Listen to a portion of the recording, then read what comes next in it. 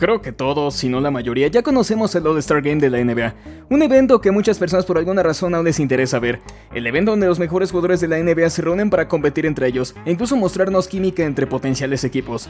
Ver a tu jugador favorito con el de otro es algo que emociona a muchos.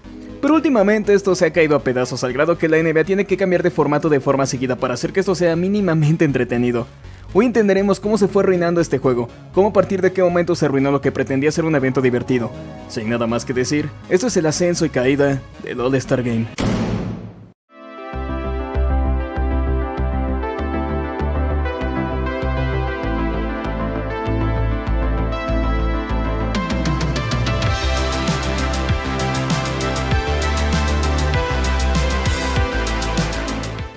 Solo para que lo sepan, el All-Star Game se creó en el año 1952. Claramente el propósito era generar más ganancias, pero lejos de eso era interesante la idea de reunir a los mejores jugadores de la liga. Tal vez por eso fue un completo éxito al punto que reunió casi el triple de espectadores que generalmente reunían en un partido común y corriente.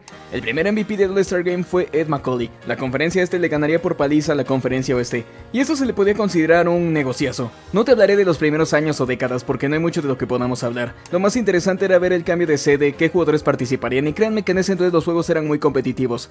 Podía ganar por paliza cualquier conferencia, pero incluso con eso ambos equipos realmente daban un esfuerzo por ganar.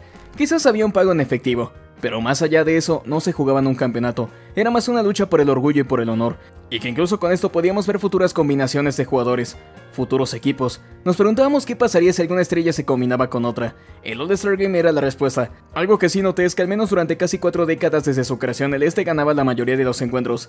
Independientemente si ganaban sobrados o de forma complicada, tengo que usar como punto de partida la década de los 80, porque creo que es crucial. Quizás los años dorados inician realmente en los 80, cuando dos individuos de nombre Larry Bird y Magic Johnson llegaron a la NBA. A la gente le encantaba ver los juegos entre ambos y ver la manera en que ambos luchaban, constantemente comparados. Dos equipos completamente opuestos, dos fanbase diferentes la una de la otra. Aquí es donde realmente comenzaron los años dorados, no solo de la NBA, sino del All-Star Game. Muchos fans de Michael Jordan me van a crucificar por esto, pero lo cierto es que él no salvó la NBA. Fueron Larry Bird y Magic Johnson. Ya sé, insúltenme. Digo, existe un documental que lo explica a fondo, pero si hablamos de Michael Jordan también es crucial en la historia de este evento. MJ llegó cuando la NBA ya estaba en un punto estable. Las finales de 1984 captaron la atención de millones de personas, más que años pasados. El solo hecho de ver la mayor rivalidad de la historia atrapó a todos, y no decepcionó.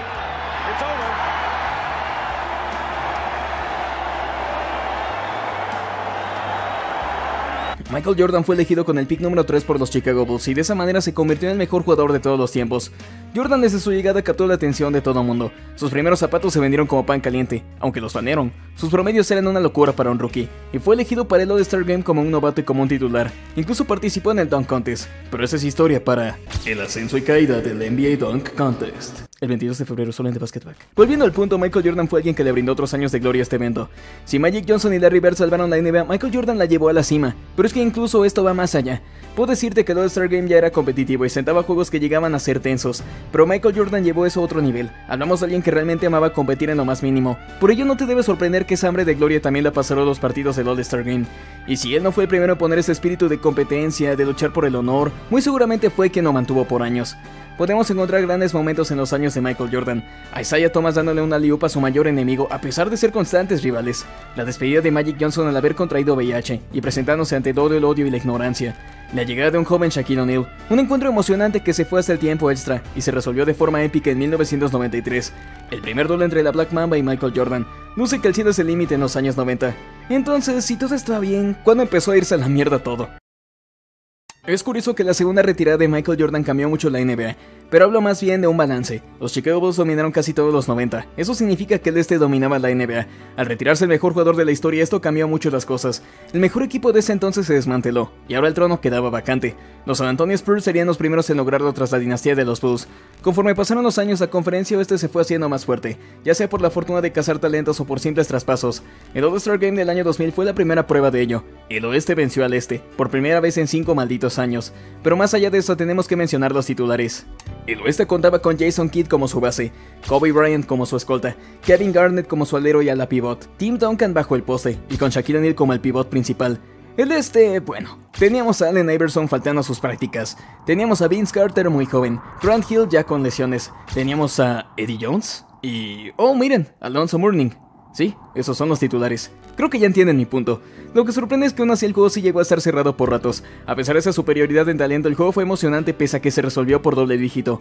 ¿Y eso por qué? Sencillamente porque todos se lo tomaban en serio. Era el juego donde cada uno quería probar su valía. Aquel jugador que apenas era convocado demostraba de qué estaba hecho. Por ello llegaba a ser cerrado. Te hablo de que pese a cierta superioridad nadie se confiaba y deseaba ganar como diera lugar. Aquí es donde llegamos a la cima. Pero también comienza el descenso. On NBC and from Oakland. Good night, everybody. El mejor All-Star Game de la historia tiene que ser el del 2001. Siempre existe ese debate de cuál es el mejor, pero nadie puede negar que el año 2001 tiene un aura muy especial. En ese entonces la NBA permitía que los jugadores participaran con la camiseta de su equipo al que pertenecían, lo cual duró por años desde 1997, y le daba un estilo muy único a los encuentros. No sé si podía ser confuso, pero nadie puede negar que era genial ese detalle. Teníamos tomas de cámara muy únicas, para algunos eran raras, pero le daban un gran enfoque al juego. Tuvimos interacciones interesantes entre rivales y compañeros. I had a bet with my cousin how many times he's gonna hit the floor tonight. That was only one. That's the first time. That's it. I got three. Pero lo más importante, la competitividad. Palabra que no he dejado de repetir y seguro no dejaré de hacerlo. Pero en serio amigos, tienen que ver este partido aunque sea resumido. Créanme que si quieren el ejemplo perfecto de qué tan divertido solía ser el All-Star Game, este es el año. Un juego que incluyó hasta una remontada, algo que se resolvió con jugadas defensivas únicas, jugadores que tal vez no se conocían entre ellos, pero jugaron como si fueran un equipo de años, comunicación verdadera. Y todo terminó con una jugada defensiva y una gran tensión, prosiguiendo con una celebración entre los ganadores de la conferencia este, una celebración como si hubieran ganado el campeonato de su vida.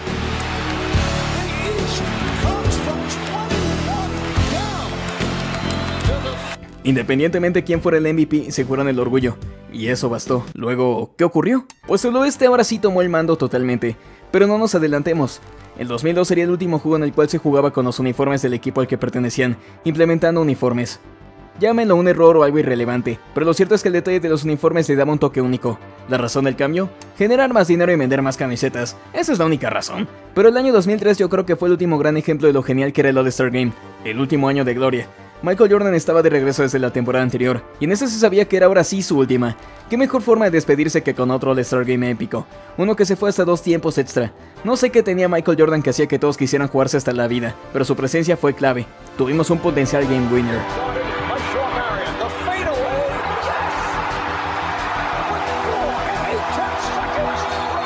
Luego llegó Jermaine O'Neal a arruinar el partido de su vida, pero lo que pocos sabían es que a partir de este año comenzó la caída. Michael Jordan cerró con broche de oro su carrera y los mejores años del All-Star Game, y estoy seguro que esa retirada provocó el declive.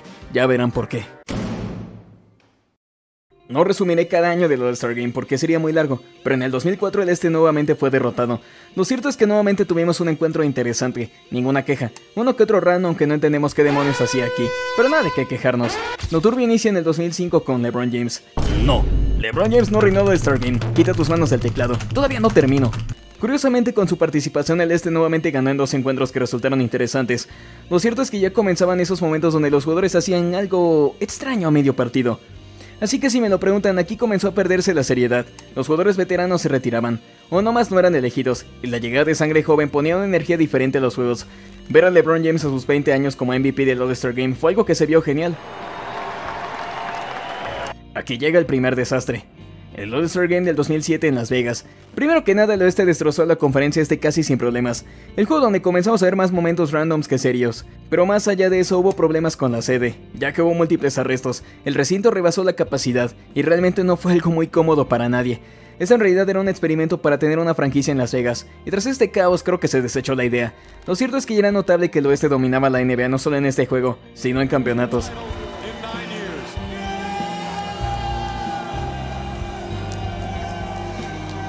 Tras la victoria del este en el 2008 muchas cosas cambiaron, ya era notable que no existía mucha defensa en los juegos. Pero no era tanto por el talento de sus participantes, sino que realmente ya no se defendía como antes. Era como si los 3 primeros cuartos fueron más que nada un show de mostrar habilidades y el último cuarto era el rato donde ya se jugaba en serio y se defendía. LeBron James sería el MVP, pero aquí pasaron muchas cosas. El oeste tomó el control de este juego por el simple hecho de que existía mucho más nivel en esa conferencia. Era tanto así que algunos grandes nombres se quedaban sin participar. Por ello el 2009 pasaría el olvido si no fuera por el reencuentro de Kobe y Shaq. El 2010 fue el último juego que demostró esa competición y seriedad. Un juego que para mí está infravalorado, ya que en realidad sí se defendió en la mayor parte de este, y terminó de forma muy tensa, resolviéndose con jugadas defensivas y con un gran trabajo en equipo, terminando de forma grandiosa. ¿Y qué siguió? Como dije antes, el oeste tomó el control, pero esta vez en su totalidad.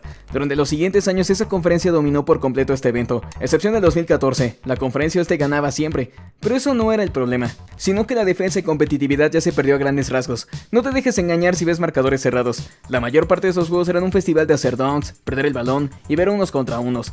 Es hora el All-Star Game ya, con unos minutos de defensa en la parte final que el oeste ganaba casi siempre. Puedo decir que la ausencia de Kobe Bryant a partir de 2013 generó esto. Kobe era igual de competitivo que Michael Jordan, y con su ausencia por lesión se perdió otro personaje que motivaba a todos a tomarse las cosas en serio. Por ello el 2013 para mí es legítimamente el último juego que se tomó en serio, así que sí, Kobe Bryant era alguien que generaba amor por este evento y ganas de jugarlo. Lo más interesante del 2014 fue el show de Kyrie Irving. Luego en 2015 fue ver a dos hermanos luchándose el saque inicial. De allí fue curioso ver a 4 jugadores de los Atlanta Hawks en el oeste. Creo que eso habla de que no había tanto nivel en esa conferencia, pero más allá de eso era porque lo esencial era la votación de los fans. Pero ello a veces teníamos jugadores con bajos promedios y con pocos juegos participando. Eso traería problemas. El 2016 fue un juego muy malo. Kobe Bryant tendría su última participación y casi que todo se centró en una despedida, pero duele ver que no se esforzaron en hacerlo interesante por él. La defensa ya era nula, ya comenzaba el festival de triples y de dunks, de jugadores trotando en lugar de correr. Pero al menos la Black Mamba se despidió, solo que ya había controversia. ¿Realmente merecía ser un titular o siquiera participar con tan bajos promedios? No me malentiendan, su legado lo hace merecedor, pero ya se hablaba de lo injusto que otros grandes se quedaran fuera por los votos de los fans, o por simple fanatismo. 2017 marcó el primer cambio serio, cuando los fans de Warriors casi logran que Zaza Pachulia fuera un titular del All-Star. Más que nada por trolear, teniendo más votos que DeMarcus Cousins, Anthony Davis y Kawhi Leonard, haciendo que la NBA tomara cartas en el asunto e implementara la Zaza Rule, la cual hacía que los votos de la prensa y de los jugadores tuvieran más mérito que los votos de los fans. Es así que se decidían los participantes. Algo bueno, pero le quitaba protagonismo a los fanáticos y daba la percepción que los votos de ellos ya no valían tanto, quitando esa parte importante del evento, la participación del público. Pueden agradecerle al fan de Warriors en lo que yo me voy.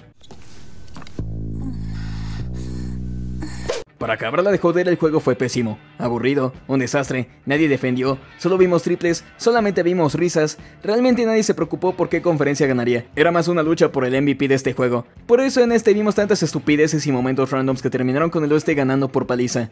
Si 10 años atrás ya se estaba perdiendo la seriedad y la defensa, este juego fue el ejemplo de lo jodido que estaba todo. La NBA tuvo que hacer algo al respecto, y resultó bien, al menos al principio. Para 2018 se cambió el formato. Aún existían las conferencias, pero los seleccionados se mezclaban. Se elegía un capitán para cada conferencia y este mismo elegía a los participantes de su equipo independientemente si pertenecían al este o al oeste. Un acierto, y algo que sí llamó mucho la atención. Eso nos dio la oportunidad de ver combinaciones que solo veríamos si se cambiaban de equipo hasta uno que estuviera hacia el otro extremo del país. LeBron James y Stephen Curry eligieron a sus jugadores y formaron equipos interesantes, lo cual resultó en un juego que aún tenía sus momentos randoms de mala defensa, pero también tuvo momentos asombrosos y lo más importantes, defensa. Este juego terminó de forma genial, y solo quedaba imaginar lo que pasaría el siguiente año.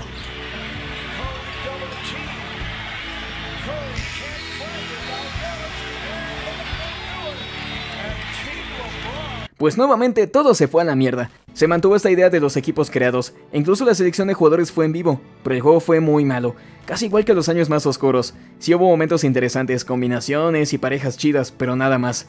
El equipo de LeBron James siempre estaba rotísimo. Es así como tuvimos otro juego sin defensa y sin tensión, o algo que nos mantuviera pegados a la pantalla.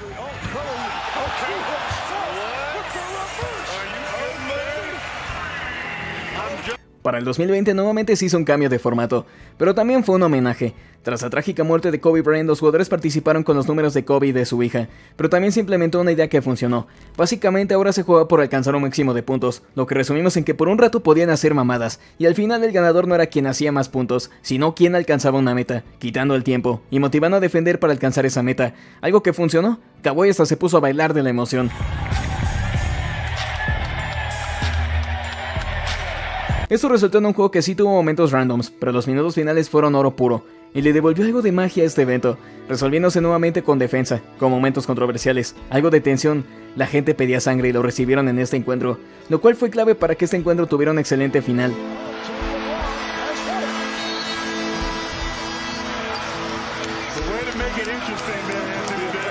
Luce que la NBA dio en el blanco, ¿cierto?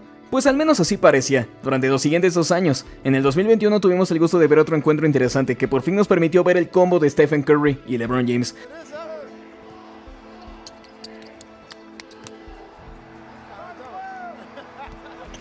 algo que los fans de ambos, por más que se odiaran, anhelaban ver. El juego, a pesar de esos momentos randoms o una que otra payasada, sí tuvo momentos dignos, lo cual hace que lo considere un juego bueno, no excelente, pero cumplidor. El 2022 incluso también fue bueno, pero Stephen Curry papeando a los fans de Cleveland no tiene precio.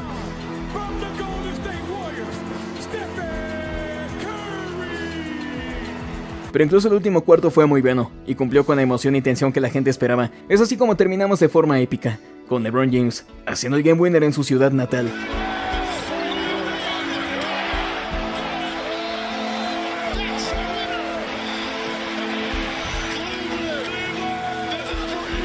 Luego, todo se fue a la mierda de nuevo. No lo mencioné tanto, pero al quitarle la prioridad a los fans en la votación sí trajo problemas. Era común ver mucha polémica al momento que se anunciaban a los participantes. No diré quién no se merecía estar aquí, pero era común que siempre viéramos que jugadores que sí merecían un puesto ni siquiera aparecieran. Tenemos a Ben Simmons sobre Trae Young en el 2021. Tenemos a Andrew Wiggins como titular en el 2022. El 2023 marcó otra caída. No sé qué sucedió, que aquí de nuevo nadie quiso jugar en serio. Nuevamente otro juego que entra en la lista de los peores de la historia. Dejando de lado participaciones, la gente ya solo deseaba ver un juego interesante. Me pregunto si no se ofendían por pagar la entrada para ver a sus jugadores favoritos y encontrarse con esto. Eso simplemente provocó enojo. Si la NBA ya había arreglado el problema de la defensa, ahora todo esto era mucho peor. Nadie jugó en serio, nadie defendió, y era más un concurso de cardio, de triples y de dunks. La NBA nuevamente tomó cartas en el asunto, pero salió aún peor. Regresaron al formato de este contra oeste, pero eso no salió bien. Otro juego similar al anterior, pero realmente horrible. Jugadores con cara de que no querían estar ahí. Un concurso de triples desde media cancha, y vieron un montón de estupideces que resultó hasta ofensivo. Pero hey, al menos la conferencia volvió a ganar. A esas alturas la NBA se replanteó muchas cosas. Un evento que antes generaba hype ahora era un concurso de popularidad. Era agregar ese mérito a tu historial y te vas a casa. La NBA nuevamente implementó un cambio como intento desesperado por salvar este juego. Nuevamente se quintaron las conferencias, y los equipos se formaban gracias a Charles Barkley, Shaquille O'Neal y Kenny Smith, formando el equipo de OGs internacionales y los jovencitos. Es así como llegamos al All-Star Game del 2025, en la etapa más crítica de la liga, y tenemos mucho de qué hablar. Créanme que tenía fe en este All-Star Game, créanme. Un formato que podía resultar interesante, combinaciones interesantes, pero todo fue un caos. Primero que nada, LeBron James se negó a participar horas antes del evento, pero lo más horrible aún, los comerciales. Literalmente todo este juego fueron comerciales. Kevin Hart haciendo chistes, Inside the NBA diciendo mamadas. Lo cierto es que una vez más no hay mucho que destacar. Uno que otro jugador trató de hacerlo interesante, de ponerle emoción. Se dice que hubo un punto donde parecía que se iba a poner bueno, pero nuevamente, comerciales. En esta temporada prepara tus sándwiches con los deliciosos platillos de Semana Santa. Y así se puede resumir todo esto. Realmente Víctor Wembanyama estaba molesto de ver cómo sus compañeros se dieron la canasta solo para terminar ya con todo. Creo que él nos define a muchos. Sería una falta de respeto pagar un boleto, una plataforma para verlo en vivo, y tener que encontrarte con un montón de sujetos grandes haciendo mamadas. Pero es que pinta que ya no hay mucho que hacer. Es como si la NBA se hubiese gastado todas sus balas, y esto que prometía ser interesante se volvió horrible porque creyeron que sería grandioso llenarlo de comerciales. Ahora tú puedes llevarme no solamente en tu mente y en tu corazón, sino también en tu celular. Es curioso comparar el mejor momento del All-Star Game con la situación actual, darnos cuenta que alguna vez muchos morían por competir aquí, y actualmente el único interés es sumar ese palmarés a la carrera. No sé qué esperar hoy en día, pero lo que pase con el All-Star Game es historia.